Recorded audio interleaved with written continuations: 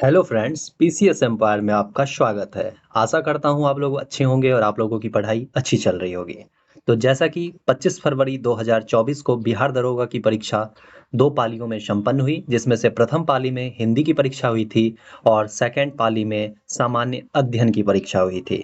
तो सामान्य अध्ययन के प्रश्नों का उत्तर जो है यानी कि आंसर की जो है कुल 100 प्रश्नों का आंसर जो है वो हमारे चैनल पे ऑलरेडी अपलोड कर दिए गए थे। जिस दिन परीक्षा हुई थी उसके कल होके हमने अपलोड कर दिया था। और आज की वीडियो में हम लोग हिंदी के प्रश्नों को देखेंगे, क्योंकि इस बार के जो हिंदी के प्रश्न थे उनके स्तर काफ़ी अच्छे थे। इसलिए बहुत सारे हमारे फ्रेंड्स के कैंडिडेट्स के कमेंट्स आ रहे थे कि आखिरकार हिंदी में जो प्रश्न दिए गए थे उसका भी वीडियो लाने के लिए। हालांकि आप सबको पता होगा कि हिंदी के प्रश्न जो होते हैं वो याद नहीं रह पाते हैं, क्योंकि इसका जो है कट ऑफ में या फिर इसका जो है केवल क्वालिफाई करना होता है हिंदी में। तो इसलिए जो है बच्चे इसके क्वेश्चन को याद रखना नहीं चाहते हैं, ठीक है।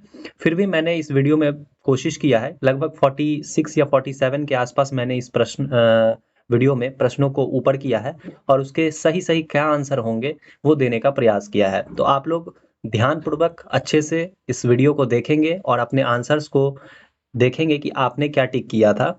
तो इससे आपको एक रफ आइडिया लग जाएगा कि हमारे 50 में जो है वो कितने अंक आ रहे हैं। तो उससे आप लोग समझ सकते हैं कि 50 में अगर आपके 30-35 आ रहे हैं तो निश्चित रूप से आगे के जो 50 प्रश्न होंगे उसमें आपके 7-10 सही हो ही जाएंगे, जिससे आप हिंदी में क्वालिफाई कर जाओगे। क्योंकि आप सबको पता है कि हिंदी में 100 प्रश्न थे और अगर आप काट कूट के 30 आपको लाना था, तो इससे लग रहा है कि जैसे कि 37 प्रश्न अगर आप सही कर लेते हो तो आपके निगेटिव के बाद भी आप हिंदी में क्वालिफाई कर लोगे। तो चलिए बिना समय गवाए शुरू करते हैं यह वीडियो। इससे पहले यदि आप चैनल पर पहली बार आए हैं तो प्लीज चैनल को सब्सक्राइब कर लें एवं वीडियो पसंद आए तो वीडियो को लाइक करना ना भूलें।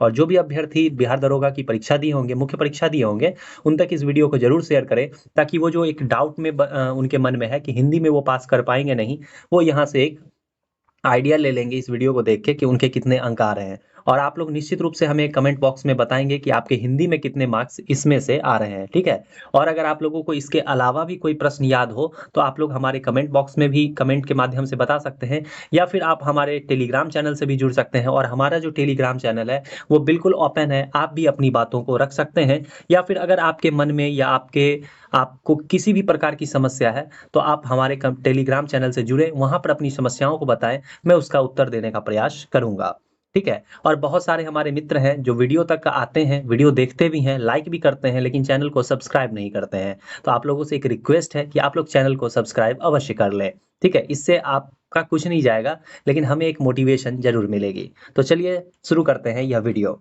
देखिए, जैसा कि पहला प्रश्न पूछा गया था कि तुलसीदास द्वारा रचित रामचरितमानस जो है वह किस भाषा में लिखी गई थी, है ना। रामचरितमानस की भाषा पूछी जा रही थी कि रामचरितमानस जो है वो किस भाषा में लिखी गई थी। तो उसमें एक ऑप्शन दिया हुआ था अवधि का, तो आपने सही उत्तर लगाया होगा, जो क्या होगा, अवधि होगा। एक प्रश्न पूछा गया था कि आह्वान का विलोम क्या होगा। तो देखिए, आह्वान का मतलब होता है किसी को बुलाना, है ना। जैसे तो आह्वान का मतलब क्या होता है, आह्वान का मतलब होता है किसी को बुलाना, ठीक है ना। तो इसका जो सही उत्तर हो जाता वो हो जाता विसर्जन। तो आह्वान का विलोम क्या हो जाएगा, विसर्जन हो जाएगा। एक प्रश्न पूछा था कि उच्छिष्ट का संधि विच्छेद क्या होगा, ठीक है ना।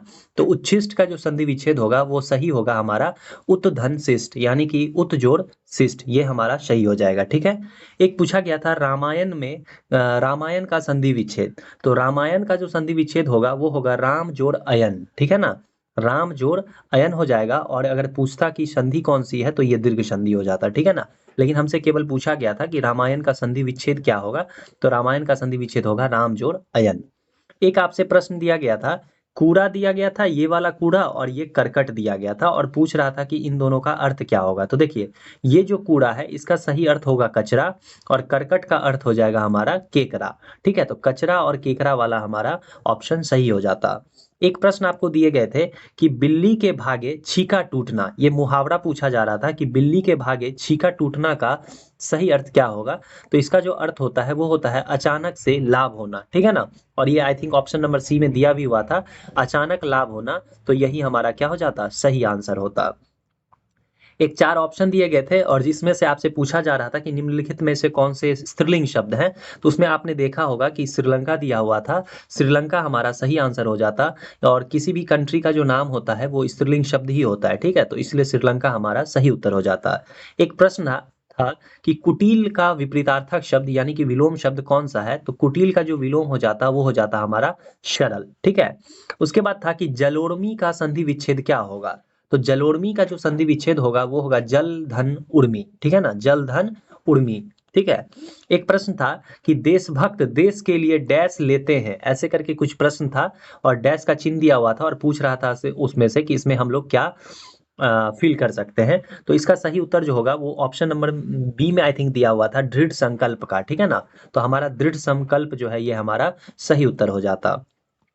इसके बाद एक प्रश्न आपसे दिए हुए थे कुंज और कंज, ठीक है ना? तो इस कुंज का अर्थ क्या होगा और कंज का अर्थ क्या होगा? तो देखिए ये जो कुंज है इसका सही अर्थ होगा उपवन और ये कंज दिया हुआ था इसका सही अर्थ होगा कमल, ठीक है ना?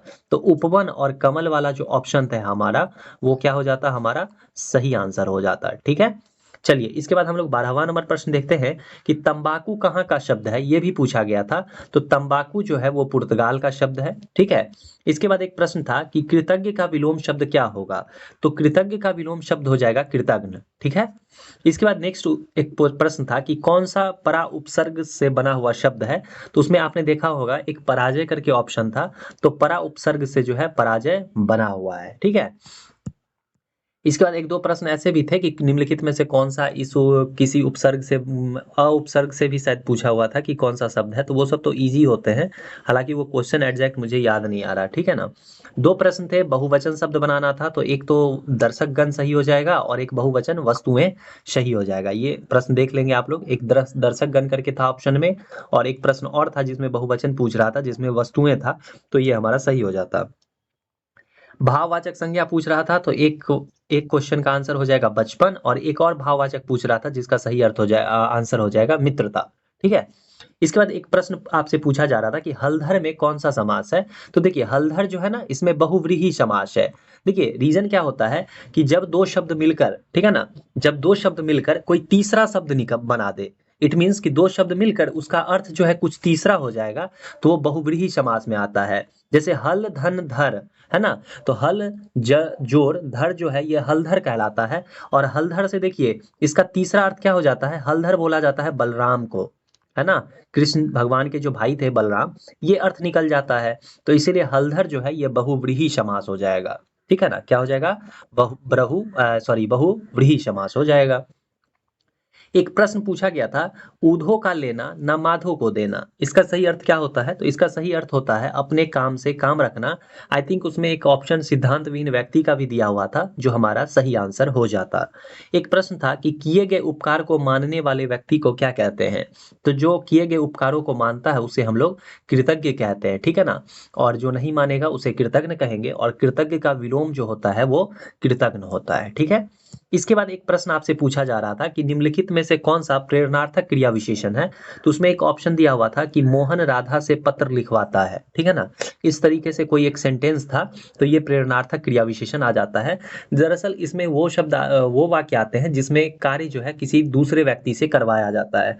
जैसे मानो कि प्रश्न पूछ देगा कि मोहन अपनी पत्नी से खाना बनवाता है, ठीक है ना? तो ये भी क्या हो जाएगा? ये भी प्रेरणार्थक क्रिया विशेषण में आ जाएगा। एक आपसे कारक चिन्ह के बारे में पूछा जा रहा था कि निम्नलिखित में से कौन से कारक चिन्ह नहीं है, तो उसमें एक ऑप्शन में ही दिया हुआ था, आई थिंक ऑप्शन नंबर डी में था, तो ये हमारा सही हो जाएगा। ही जो है वो कोई कारक चिन्ह नहीं है। एक आपसे तद्भव शब्द पूछा जा रहा था, तो उसमें ऑप्शन में गाँव दिया हुआ था, वो तद्भव हो जाएगा, ठीक है? और सारे जो लग रहे थे पढ़ने से कि वो संस्कृत के शब्द हैं, तो वो सब के सब तत्सम शब्द हो जाते हैं, ठीक है ना? संस्कृत जैसा अगर कहीं भी आपको वर्ड दिखे, तो वो तत्सम शब्द होते हैं, ठीक है? उसके बाद देखिए एक ऐसे करके तत्सम और तद्भव आपसे पूछा जा रहा था कि कौन-सा सही है? तो अक्षी और आँख वाला जो ऑप्शन था हमारा वो सही हो जाएगा। देखिए अक्षी संस्कृत जैसा लग रहा है ना, संस्कृत में आँख को अक्षी भी बोलते हैं, तो अक्षी जो है ये संस्कृत वाला शब्द है, तो ये तत्सम हो जाएगा और इसी का तद्भव रूप क्या हो जाएगा? आँख, ठीक है? तो ये वाला हमारा सही आंसर हो जाता। इसके बाद एक आपसे पूछा जा रहा था आई थिंक कि कौन सा जो है वो सौदामिनी जो है किसका पर्याय है या फिर बिजली का पर्यायवाची निम्नलिखित में से कौन सा नहीं है, ऐसे करके कुछ पूछा जा रहा था। तो देखिए बिजली या विद्युत जो है इसका जो पर्यायवाची शब्द है वो कौन कौन से होते हैं, तो सौदामिनी होते हैं, क्षण प्रभा होते हैं, धनवल्ली होता है, धनप्रिया होता है और तरित होता है। ठीक है, तो ये शब्द जो है ये बिजली के पर्यायवाची है और इसमें से जो एक नहीं होगा वो हमारा सही आंसर हो जाता है। ठीक है, इसके बाद एक प्रश्न दिया हुआ था देव और दैव का मतलब क्या होता है। तो देखिए इस देव का जो मतलब होता है वो देवता होता है। ठीक है ना, अगर एकार की मात्रा रहे तो इसका मतलब होता है देवता और ऐकार की मात्रा होती है तो दैव का मतलब होता है भाग्य। ठीक है, तो ये देवता और भाग्य वाला हमारा सही आंसर हो जाता। एक आपसे मुहावरा पूछा जा रहा था, हाथ को हाथ ना सूझना। तो हाथ को हाथ ना सूझना, इसका सही आंसर क्या हो जाएगा, इसका सही आंसर हो जाता घना अंधेरा छाना, या घना अंधेरा करके ऑप्शन में था, वो हमारा सही आंसर हो जाता। एक आपसे पूछा जा रहा था, प्रभु तुम चंदन हम पानी, ये किसकी पंक्ति है। तो प्रभु तुम चंदन हम पानी जो है ये रैदास की पंक्ति है। किसकी पंक्ति है, रैदास की पंक्ति है। एक आपसे प्रश्न पूछा जा रहा था, सगन बिन फूल रही सरसों, ऐसे करके सरसों से रिलेटेड कोई वर्ड था, सरसों से संबंधित कोई वर्ड था जो पूछा जा रहा था कि यह किस ऋतु की बात कर रहा है, कवि जो है इसमें किस ऋतु की बात कर रहे हैं। तो उसका सही जो आंसर हो जाता वो हो जाता वसंत ऋतु। ठीक है ना। इसके बाद एक प्रश्न था कि युद्ध भूमि का सामासिक विग्रह कौन सा सही है।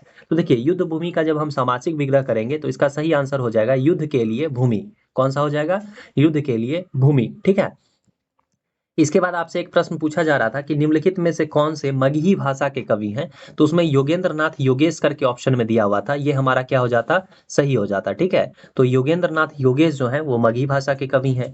एक प्रश्न था कि मोहन पत्र लिखता है, तो इसमें से आपको ढूंढना था कि कौन सा सकर्मक क्रिया है। तो मोहन पत्र लिखता है ये ऑप्शन में दिया हुआ था, ये हमारा क्या हो जाएगा, या राम पत्र लिखता है ऐसे करके ऑप्शन में था, वो हमारा क्या हो जाएगा, सही आंसर हो जाता। ठीक है, एक था कि विशेषण शब्द चुनना था, तो उसमें एक काला ऑप्शन में दिया हुआ था, तो काला क्या होता है, ये विशेषता होती है, तो इसलिए ये विशेषण शब्द हो जाएगा। एक प्रश्न था कि मैं बाजार जाऊंगा, इसमें कौन सा सर्वनाम है। तो जहां पे भी आपको मैं वर्ड दिख जाए तो ये पुरुषवाचक सर्वनाम होता है। ठीक है, बहुत सारे हमारे मित्र नीजवाचक भी बोलेंगे, लेकिन ये नीजवाचक नहीं होता है, ये पुरुषवाचक सर्वनाम होता है। ठीक है, इसके बाद एक प्रश्न था कि आषाढ़ के दिन जो है इसके लेखक कौन है। तो ये मोहन राकेश हो जाएंगे। ठीक है, आषाढ़ के दिन मोहन राकेश। एक था गायक जो है इसमें कौन सी संधि है, या फिर ऐसे पूछा था कि निम्नलिखित में से किसमें अयाधी संधि है। तो इसका सही आंसर गायक हो जाता, गायक में जो है वो आपको अयाधी संधि देखने को मिलता है। ठीक है, इसके बाद एक प्रश्न था कि यह मेरी बहन है, इसमें बताइए कौन सा सर्वनाम है। तो यह मेरी बहन है, इसमें संबंधवाचक सर्वनाम है। ठीक है, आपका संबंध यहाँ से दिख रहा है ना, यह मेरी बहन है तो संबंध दर्शा रहा है, तो इसलिए इसमें संबंधवाचक सर्वनाम हो जाएगा। इसके बाद एक प्रश्न था कि यहाँ वहां, ठीक है ना, यहाँ वहां में कौन सा सर्वनाम है। तो देखिए यहाँ और वहां स्थान को दर्शा रहा है, तो ये स्थानवाचक सर्वनाम हो जाता है। ठीक है ना, ये कौन सा हो जाता है, स्थानवाचक सर्वनाम। जिसमें समय को दर्शाए तो वो कालवाचक सर्वनाम हो जाता है। ठीक है, इसके बाद देखिए एक था कि जय चंदो से सावधान रहो, इसमें कौन सी संज्ञा है। तो निश्चित रूप से बहुत लोग यहाँ पे बोलेंगे कि इसमें व्यक्तिवाचक संज्ञा होगा, क्योंकि जयचंद किसी व्यक्ति का नाम है, तो निश्चित रूप से आप सही हैं। लेकिन यहाँ पे देखिए क्या कह रहा है, जयचंदों से सावधान रहो, इट मीन्स ये किसी जाति का बोध करवा रहा है। जयचंद कौन था, जयचंद जो था एक गद्दार था, है ना, गद्दार राजा था।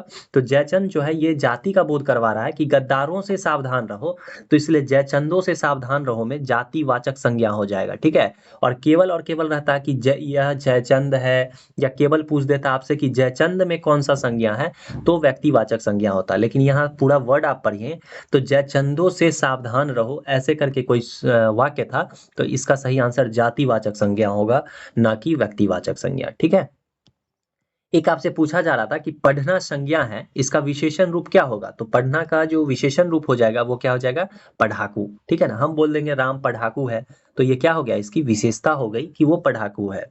इसके बाद एक था कि हरिश्चंद्र में कौन सी संज्ञा है। तो देखिए हरिश्चंद्र है ना, केवल हरिश्चंद्र दे दिया, तो इसमें क्या हो जाएगा, व्यक्तिवाचक संज्ञा। ठीक है, एक आपको पूछा जा रहा था कि प्रश्नवाचक वाक्य कौन सा है ऐसे करके, तो इसमें आप तो ऐसे ही छांट सकते हैं कि उसमें प्रश्नवाचक चिन्ह लगा हुआ था, तो आपने इसे सही टिक किया होगा, आशा करता हूँ। मुझे वो प्रश्न याद नहीं है, लेकिन मुझे इतना याद है कि उसमें प्रश्नवाचक चिन्ह दिए गए थे, तो आप वहां से भी इसे छांट सकते थे, एलिमिनेट कर सकते थे।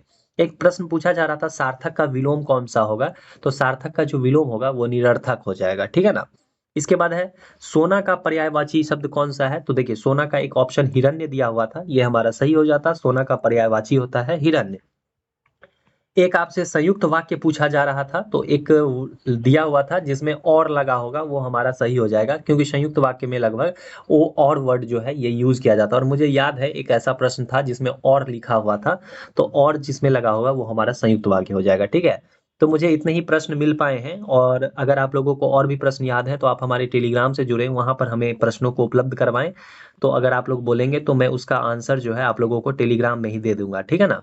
तो आशा करता हूँ यह वीडियो आप लोगों को पसंद आया होगा और आपने अपने आंसर्स भी मिला लिए होंगे। जितना भी प्रश्न आपको याद है, जितने आपने टिक किए थे, अगर आपके कितने मार्क्स आ रहे हैं वो जरूर कमेंट बॉक्स में हमें बताएं, ताकि एक आइडिया लगे कि आप लोग हिंदी में कितना स्कोर कर रहे हैं। और जो भी फ्रेंड्स हिंदी को लेकर परेशान हैं उन तक इस वीडियो को जरूर शेयर करें, ताकि उनके मन में जो एक शंका है वो उनका क्लियर हो सके। ठीक है, तो चलिए मिलते हैं नेक्स्ट वीडियो में, तब तक के लिए जय हिंद।